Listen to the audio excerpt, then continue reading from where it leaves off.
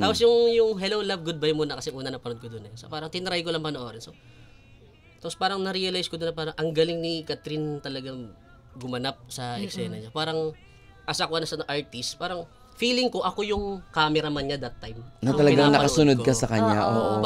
Parang nararamdaman ko yung bawat linya niya na sinasabi doon. Parang ako talaga yung kaharap niya. So parang nararamdaman mo din si Joy ko nung time na yun. Tapos yun, nagawan ko na siya ng chorus part nung sa part 1. Sabi ko, gagawin ko ng part 2 pa katapusin ko yung kanta kapag nagkaroon ng part 2. So, nagkaroon nga ng part 2. Pinanood mo na. Ayun, parang inabangan ko na siya parang 3 months na nilabas yung trailer. Parang inabangan ko na siya niyan. Bumili na agad ako ng ticket. Tapos, sinabi ko na sa kanila yung plano. Ganito. Sinama mo sila sa panonood? Hindi nakasama dalawa eh. Si Renz lang nakasama. Daya nyo. Nag-date kami. Ayun na.